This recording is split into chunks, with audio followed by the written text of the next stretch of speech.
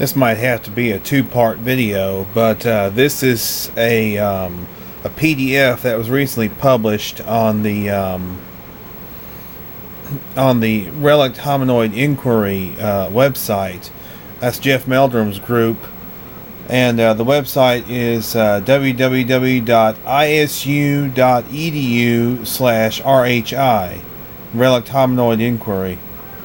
It's an interesting essay about the Patterson Gimlin film from the perspective of a Hollywood special effects filmmaker. It's titled The Patterson Gimlin Film, What Makes a Quote-Unquote Hoax Absolutely Genuine. Barry Keith, Idaho Falls, Idaho. Abstract. The Patterson Gimlin film is one of the most intriguing and contested evidences for the existence of Sasquatch.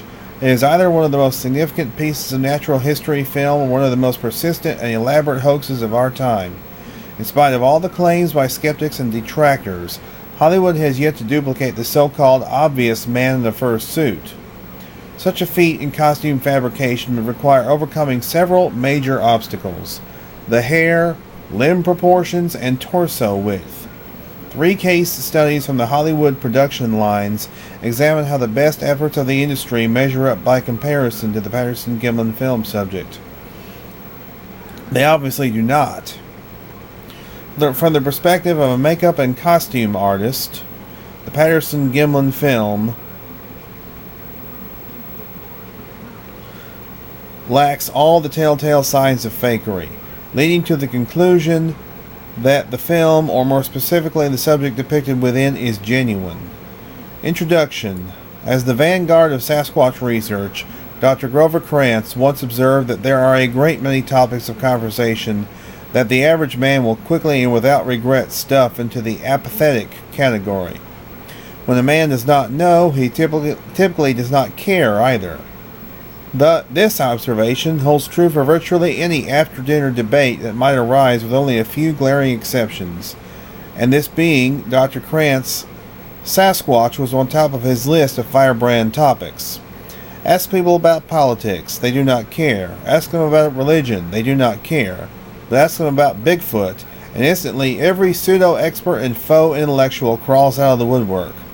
On this subject, out of so many, everyone stands up as an expert with little to no justification.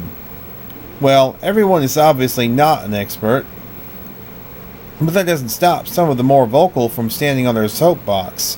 In particular, the Hollywood costume industry made it a point to take direct aim at the Patterson Gimlin PG film footage on its 30th birthday with alleged proof of its fakery. Or, barring proof they didn't have any, at least bravado claims of how easy such an event would be to fake. The calls of fake were very vocal, but in the end only a scant few dissenters have actually put fur to glove and put together an appreciable effort to finally put their money where their mouth is.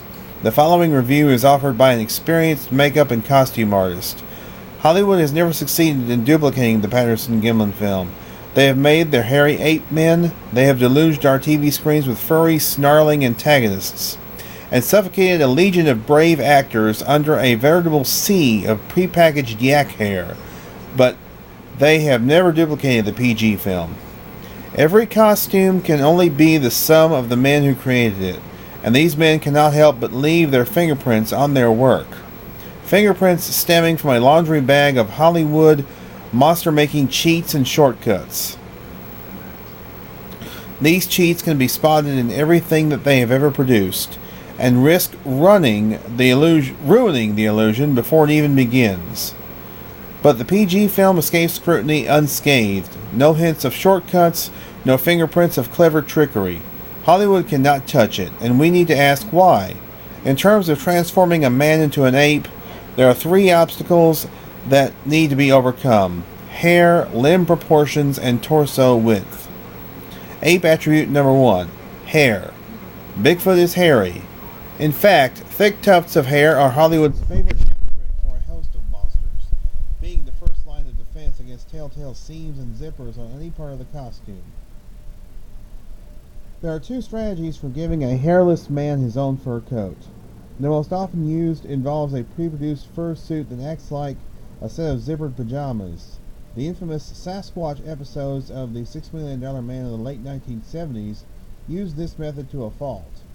The producers scored a coup by casting 7-foot-tall wrestling legend Andre the Giant in the role of the Ape Man, Figure 1. Andre was given a fur suit to cover every inch of his body. Now, whereas this method is probably the most popular, it is also the most transparent, as a set of furry PJs acts as any other article of clothing would during action scenes, bunching up and wrinkling in all the most inconvenient and visible locations. There are several instances in the $6 Million Man battle where wrinkles in Andre's suit are glaringly apparent whenever he jumps, made all the more noticeable by the excessive slow motion used throughout the scene to emphasize superhuman strength, and embarrassingly jiggles as the suit transfers its momentum from one side to the other. With no connection in the suit to the man underneath, there is no support system to avoid these problems, hence the second method for bestowing fur. To avoid the problem of wrinkles, it is sometimes applied in form-fitting pieces, i.e., separate units that wrap around the arms and legs individually with no connection to each other. This was the method used by George Lucas in his Star Wars movies for his Chewbacca creation, and is the better and more expensive of the two methods, Figure 2. If the pieces are not connected to each other, energy cannot be transferred, and at no point in any of the 4 movies in which Wookiees appear does Chewbacca ever suffer from an attack of the jiggles, or wrinkles of any kind. However, while this solution solves one problem, it unfortunately creates another one. Seams. In the 1951 science fiction movie The Day the Earth Stood Still, baby boomers were introduced to the first iconic robotic monster of their generation, the 7-foot-tall, indestructible robot Gort, who was the special effects centerpiece of the movie and featured on the advertisements more so than any of the actors.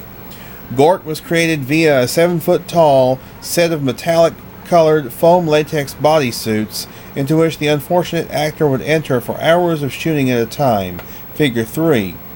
However, even though only one actor played Gort, 2 entirely separate costumes were constructed. These costumes were identical in every way except for one obvious difference: the placement of the seam. One suit, which was used when Gort was facing the camera, had its seam on the back. The other, used when Gort's back was to the camera, often in the same scene, had its seam in the front. Hollywood hates seams and will go to outrageous lengths to hide them, using whatever underhanded shenanigans it can think of. This is understandable, as a visible seam or zipper is the quickest way to completely shatter the illusion for which perhaps millions of dollars had been spent to create. To create a Sasquatch, a 6-piece suit means 5 or more sets of seams, and revealing them is something Hollywood cannot allow, hence the hair.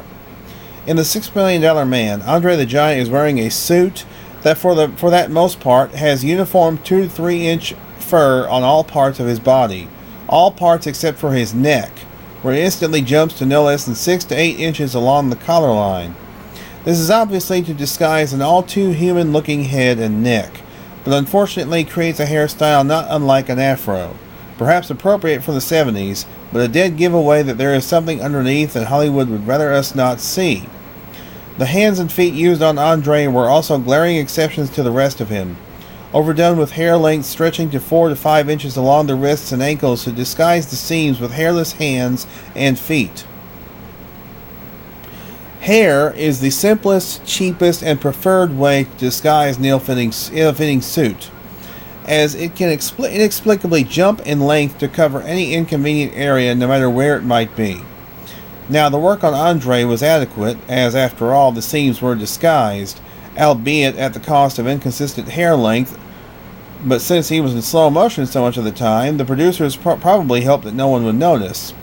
But this is a chief problem for any would-be debunkers of the PG film, as any observation of the subject itself clearly shows that the hair is in fact consistent in length on all parts of the body, of her body, and does not conveniently jump to outrageous lengths in all the most obvious places.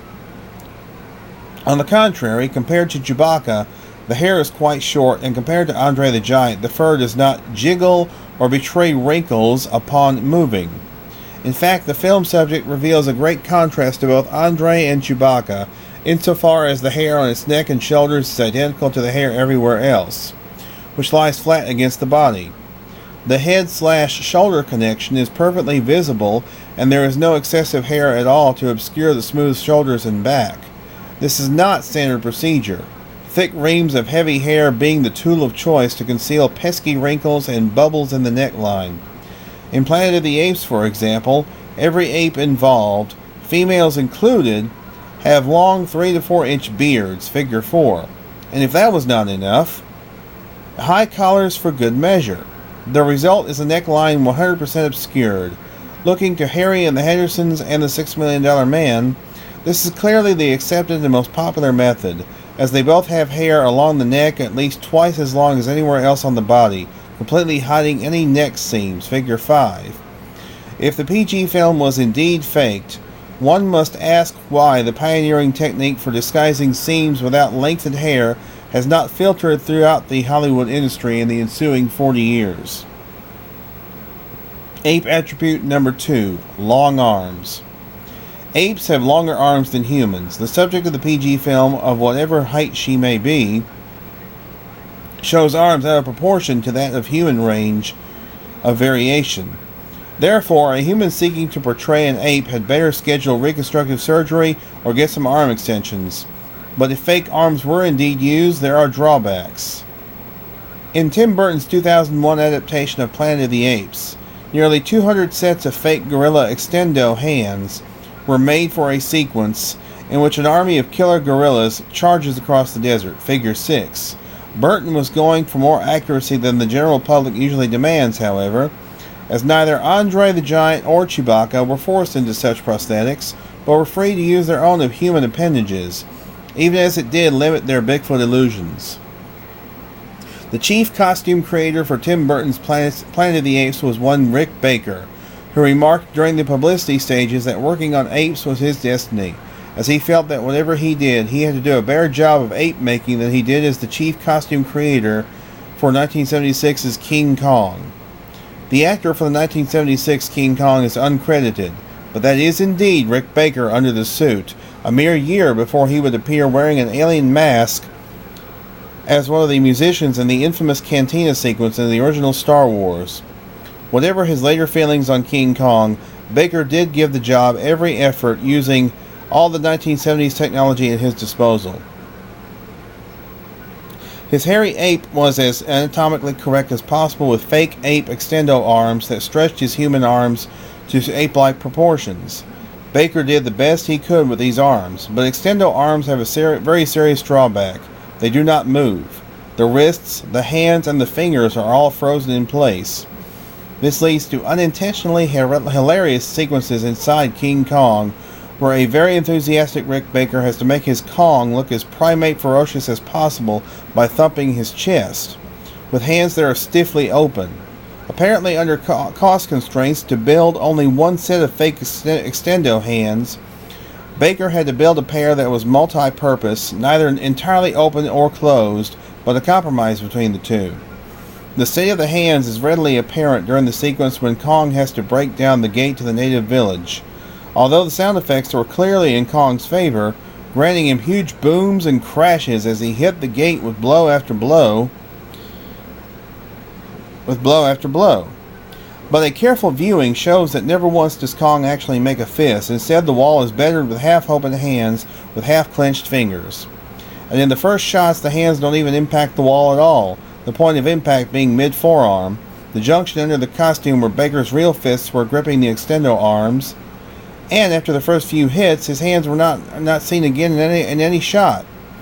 In the course of the storyline, there were a few plot points that did make it absolutely essential for a Kong with working hands, such as a fight with a giant snake and the upheaval of a giant log, and for those scenes Baker did wear a standard issue fursuit with furry gloves. Whereas he did regain the use of his hands for those sequences, a careful measurement shows that his carefully constructed 8-man proportions fly right out the window. Kong's arm proportions depend entirely upon which part of the movie one happens to be watching.